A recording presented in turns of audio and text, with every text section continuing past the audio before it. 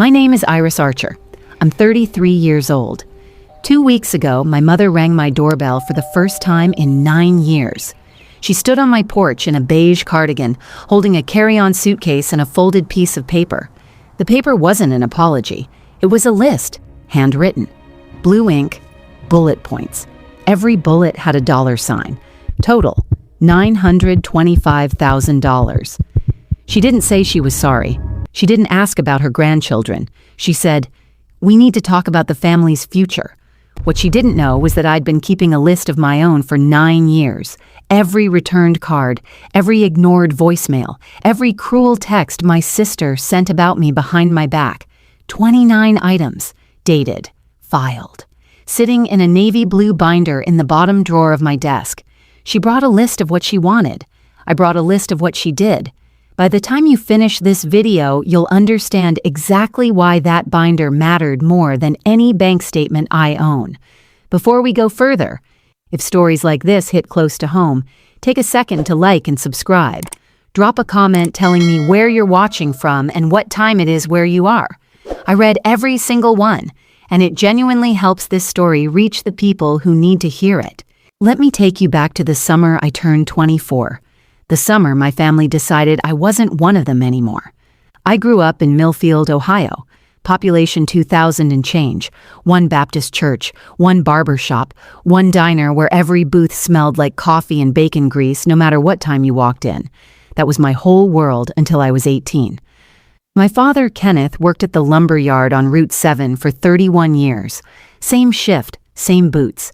Same quiet nod when he came through the door at 5:42 every evening, like clockwork you could set your watch to. He wasn't a cruel man, not in the way you'd picture cruelty. He was an absent one. He let my mother make every decision that mattered, and he never once overruled her, not for me. My mother, Diane, ran the household and the church women's committee with equal precision. She organized the Easter brunch.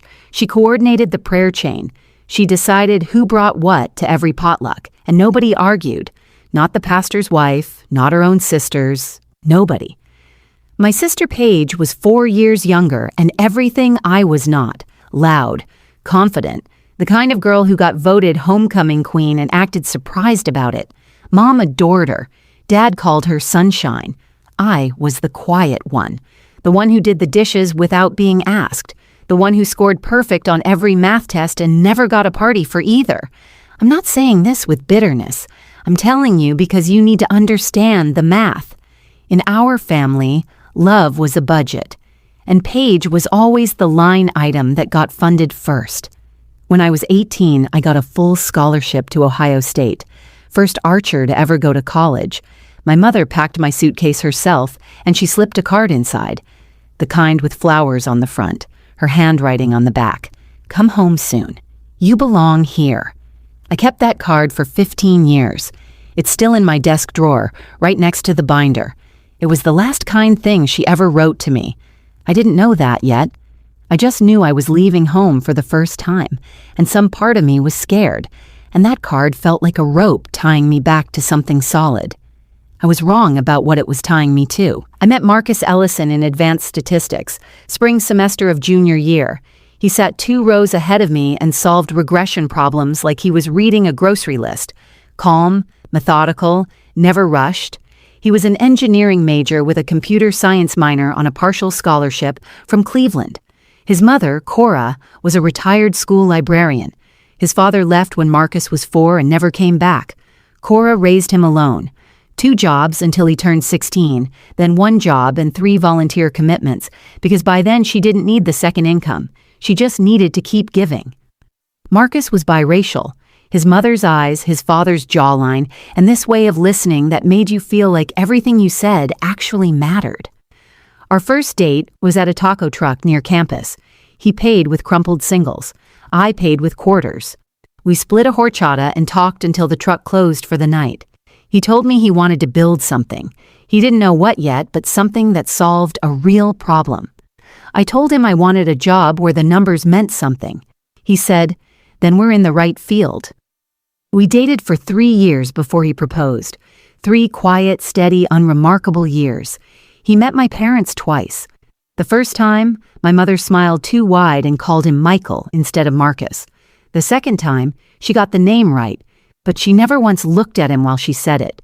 Both times, my father shook his hand and said almost nothing. I told myself it was nerves, small-town people. They just needed time. My sister was the only honest one. At Thanksgiving that year, she leaned over and whispered, "He's nice, but Mom is never going to be okay with this. You know that, right?"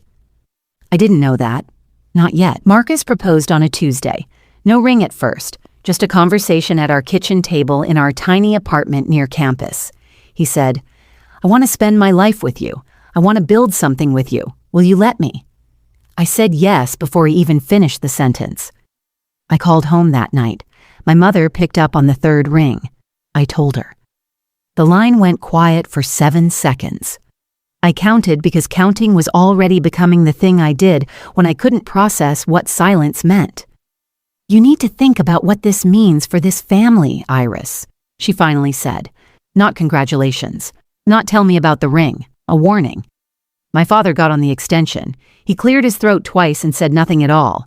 2 days later, my sister texted, "Mom has been crying since you called. Are you happy now?" I was, actually. For the first time in years. I didn't reply that. 2 weeks after the call, a letter arrived. Not an email, not a text, a letter, handwritten, my mother's careful cursive on cream-colored stationery. 4 paragraphs. The last one. "If you go through with this, you are choosing him over your family. We cannot support this. We will not attend, and if you walk down that aisle, do not expect to walk back through our door. He is not one of us, Iris. He never will be." That was the line. She drew it in blue ink on cream stationery, and she expected me to stand on her side of it. I read the letter 3 times, folded it, put it in a manila folder. I didn't know why I kept it. Something in me, the part that files receipts and labels bank statements, told me to hold on to it. I held on. We got married at the Multnomah County Courthouse on a Saturday in June. 12 guests, all Marcus's side. His mother Cora flew in from Cleveland with a garment bag and a Tupperware of pound cake. She pinned a silk flower to my dress, held both my hands and said, "Welcome to the family, baby." No one walked me down the aisle. There was no aisle. There was a hallway with fluorescent lights and a judge who mispronounced our names, and a reception at a Thai restaurant where we pushed 4 tables together and Marcus's college roommate gave a toast that made everyone laugh so hard Cora spilled her water. My dress cost $160 from a consignment shop. White, simple, fit perfectly. Marcus wore a navy suit he bought on clearance. We looked like 2 people who had just done the most important thing of their lives on a budget, because we had. That night, in our apartment, I sat on the edge of the bed and stared at the bouquet.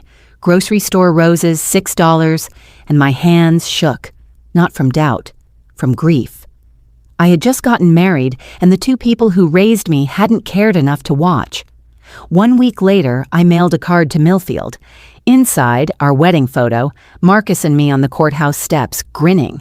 I wrote, "We are happy. I hope you can be happy for us someday." The card came back 11 days later, stamped in red, returned to sender. I stared at that stamp for a long time. Then I opened the manila folder, put the card inside, and wrote in red pen, "Item 2, wedding photo returned." That was the beginning of the binder. Year 1 was the hardest. I called my mother 4 times, voicemail every time.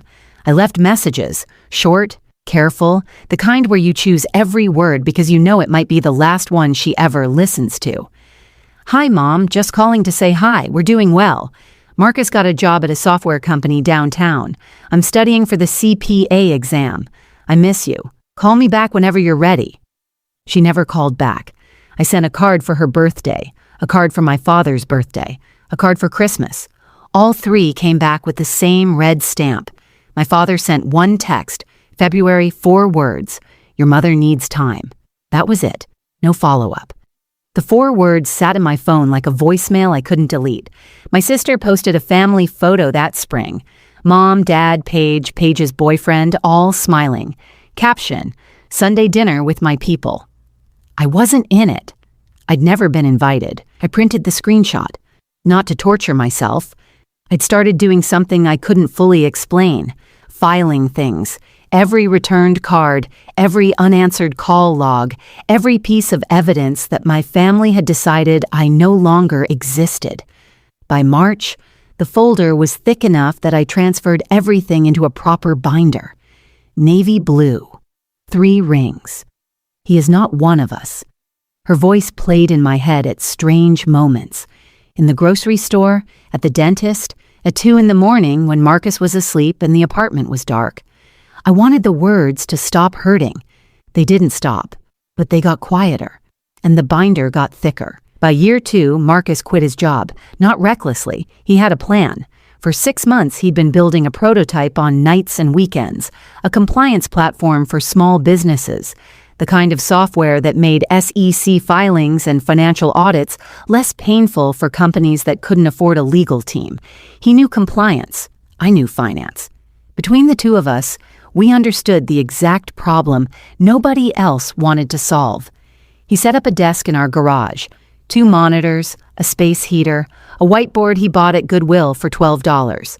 I came home from my analyst job every evening, heated up leftover soup, and sat next to him reviewing financial models until midnight. I built the pricing structure. I wrote the compliance checklists. I tested every module against real SEC guidelines. Marcus built the engine. I built the dashboard. Neither of us slept enough. Compliance Cores launched 7 months later with 4 customers and a free trial that crashed twice on the first day. That same year, I upgraded the binder. The manila folder was overflowing. Returned cards, voicemail transcripts, 1 Facebook screenshot, the original ultimatum letter on cream stationery. I bought proper dividers, a tab for each year, red pen labels on every item. I wasn't building a case. I wasn't planning revenge. I was doing what I'd always done, keeping records because financial analysts don't throw away documentation.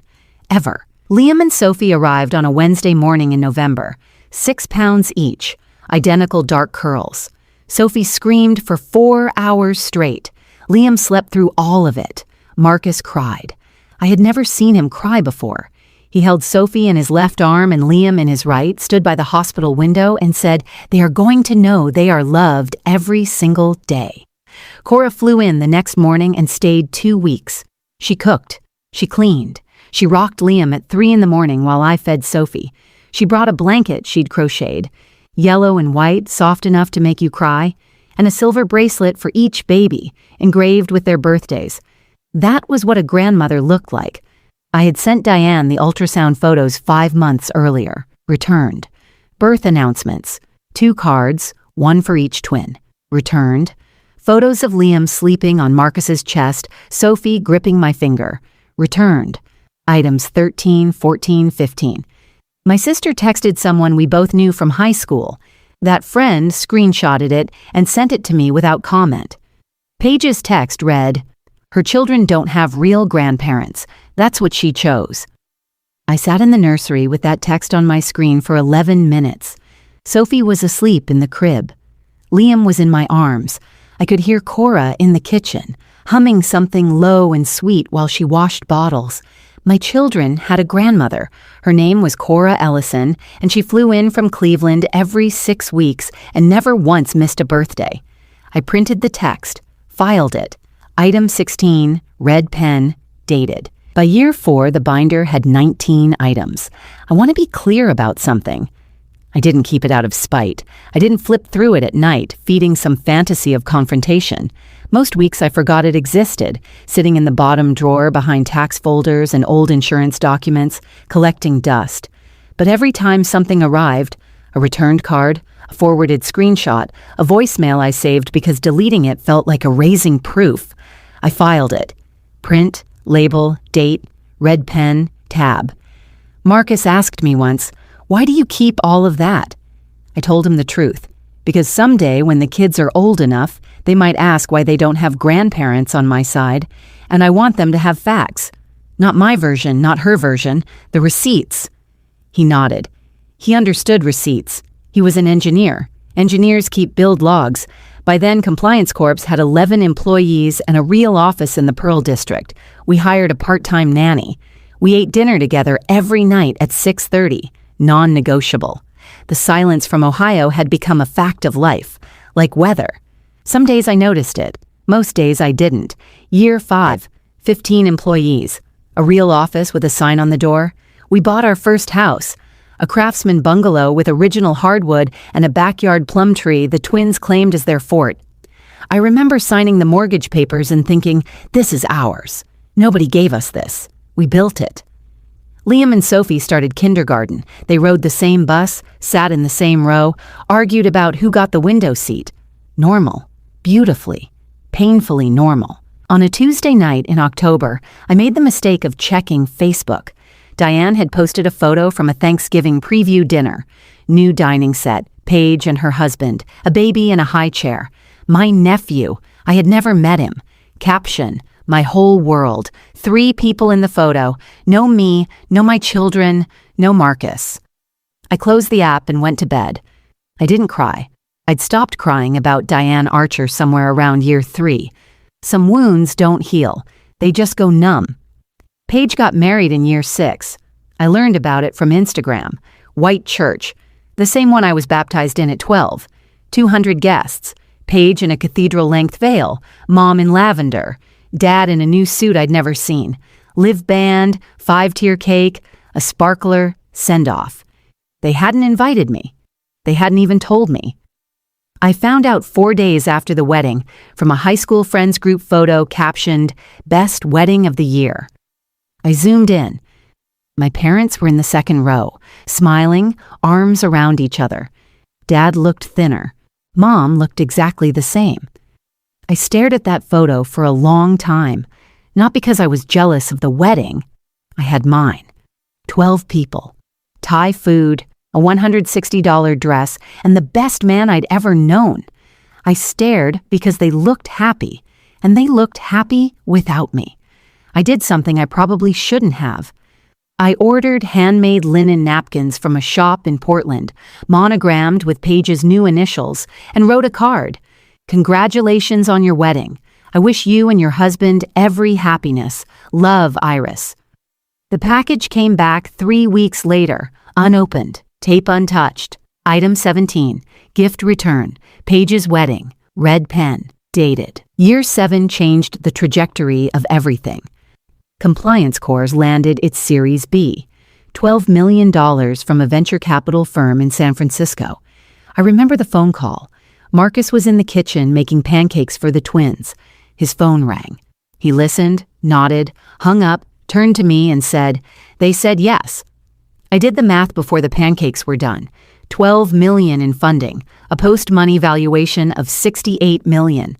Marcus and I still held 22%. We weren't rich yet, but the numbers were heading somewhere I'd only ever modeled in spreadsheets. I left my analyst job that month and joined Compliance Corps full-time as CFO. It was the first time my name appeared on the company paperwork next to his. We moved to a bigger house, a 4-bedroom colonial 15 minutes south of Portland, good schools, a kitchen island where the twins did homework while I reviewed quarterly reports on the other end. The Series B made a small splash in the press. A few paragraphs, a couple of fintech newsletters, the kind of coverage most people scroll right past. But someone in Millfield, Ohio, did not scroll past.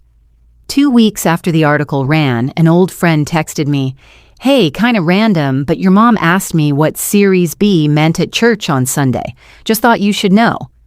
I read that text 3 times. My mother hadn't spoken my name in 7 years. She didn't know what Series B meant, but she wanted to. The math was changing, and Diane Archer was paying attention. That same year, I sent what I expected to be my last birthday card. 7 straight years, 7 returned. But this time I tucked in something extra. A photo of Liam and Sophie at their school's fall festival, matching flannels, face paint, Liam missing his 2 front teeth, Sophie grinning so wide her eyes were almost shut. On the back I wrote, "They ask about you sometimes. I tell them you live far away." I sealed the envelope, mailed it, expected the usual red stamp.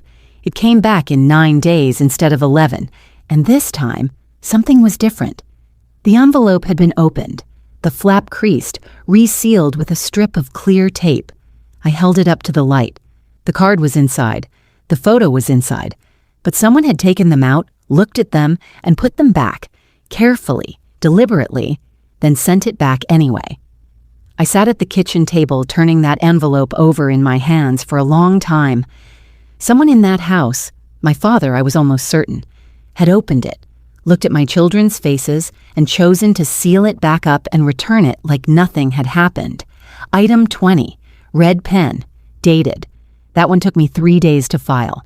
It was the first item that made my hands shake. 2 years after the Series B, Compliance Corps went public. This time, it wasn't a few paragraphs in a fintech newsletter. It was a real feature. A photo of Marcus and me standing together at the opening bell, our combined stake valued north of $44 million. We didn't throw a party. We took the twins out for pizza and let them stay up late on a school night. Marcus and I sat on the back porch afterward, and he asked me the question he'd asked once before, years earlier. Do you think they'll reach out now? I told him the truth. I think the number just has to get big enough. I was right. It took exactly 17 days. She stood on my porch in a beige cardigan, a carry-on suitcase at her feet like she'd already decided she was staying somewhere that night. Mine or not. 9 years. No warning. No call ahead. Just my mother, older than the woman in my memory, holding a folded piece of paper like it was the only thing she'd come to say. Iris.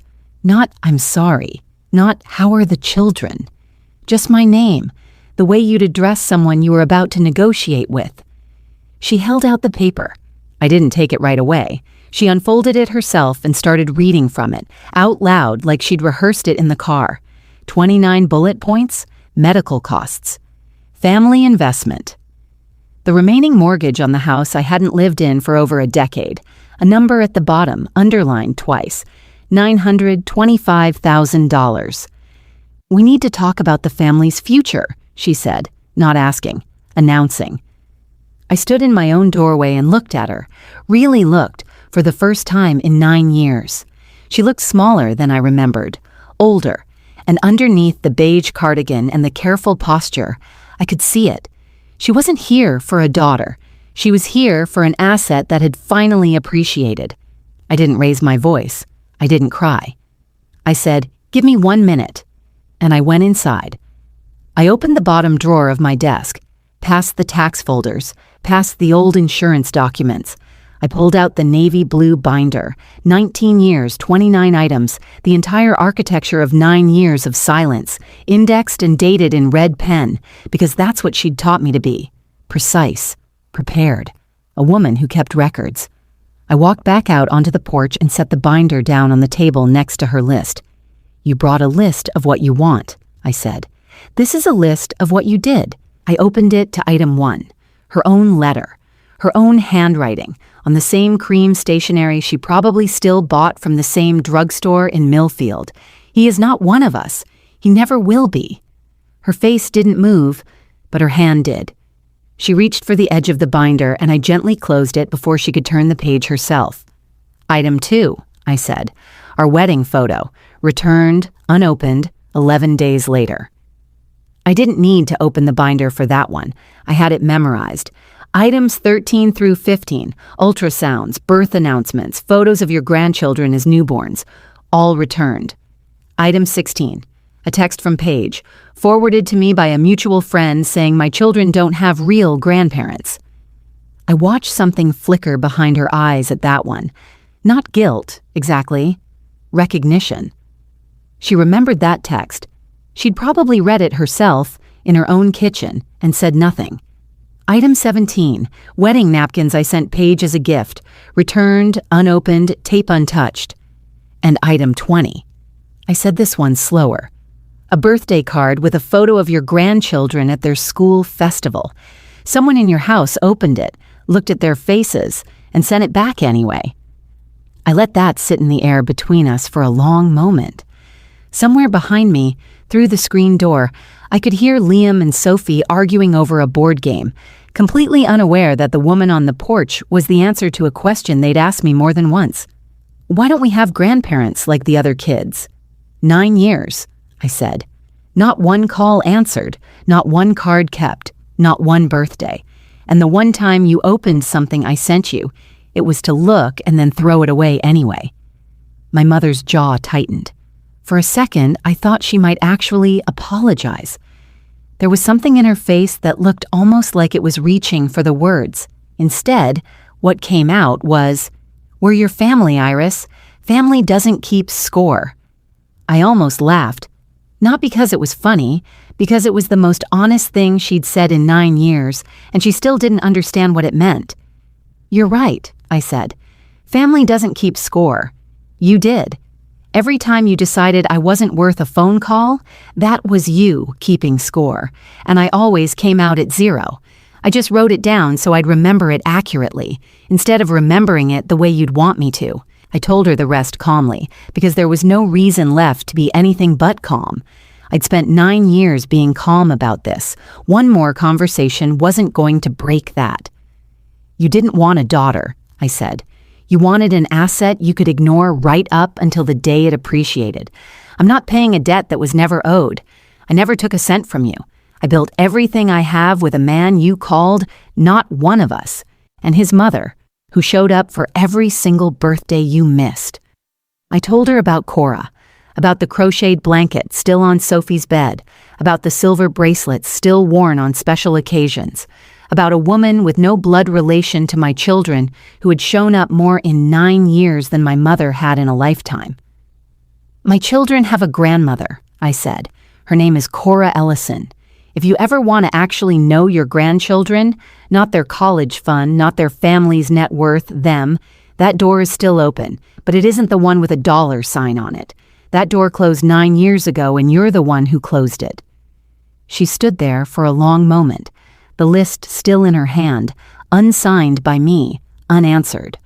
I watched her look past me, through the screen door, toward the sound of my children's voices, voices she'd never once heard in person. Something crossed her face that I couldn't quite name. Not quite grief, not quite shame.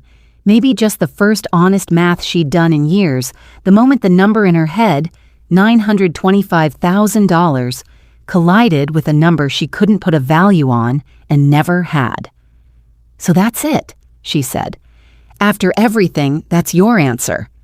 "That was your answer," I said. 9 years ago, in a letter. I just finally understood what to do with it." She picked up her suitcase. She didn't apologize. She didn't ask to see the twins. She walked down the porch steps, got into a car I didn't recognize, and left the way she'd arrived. Without warning, and without anything resolved. I stood on the porch for a long time after the car pulled away. Marcus came out and stood next to me. Not saying anything at first, just resting his hand on my back the way he always does when he knows words won't help yet. "You okay?" he finally asked. "I don't know," I said. And that was the truest thing I could have told him. 9 years of silence, and the ending wasn't triumphant. It wasn't a movie moment. It was just quiet. The kind of quiet that comes after you've said the thing you needed to say, and the other person still doesn't understand it, and you realize they might never understand it, and that has to be okay anyway. That night, after the twins were asleep, I sat at my desk with the binder open in front of me. I thought about adding one more item. The porch, the list, the $925,000. But I didn't. Some things don't need red pen. Some things you just remember. I don't know if my mother will come back. Part of me doesn't expect her to, not without another number attached to the visit. But for the first time in 9 years, I wasn't the one waiting by the mailbox for something that would never come back unstamped. I wasn't the one hoping a card would make it through. I was the one standing on solid ground, in a life I built with a man my mother said would never be family, surrounded by the family that actually showed up. A few weeks later, Cora called. Her regular Sunday call, same as always. I told her about the porch. She was quiet for a moment, and then she said something I think about often. "Baby, some people spend their whole lives waiting to be chosen by people who already made their choice a long time ago. You don't have to keep waiting. You already know the answer. You've known it for 9 years." She was right. I had known it for 9 years. I just needed a binder full of proof to finally believe it. If you made it this far, thank you for sitting with this story. It's not really about the money. It never was. It's about the difference between people who show up and people who only show up once there's something to gain. If this story meant something to you, subscribe for more like it and tell me in the comments. Would you have opened that door?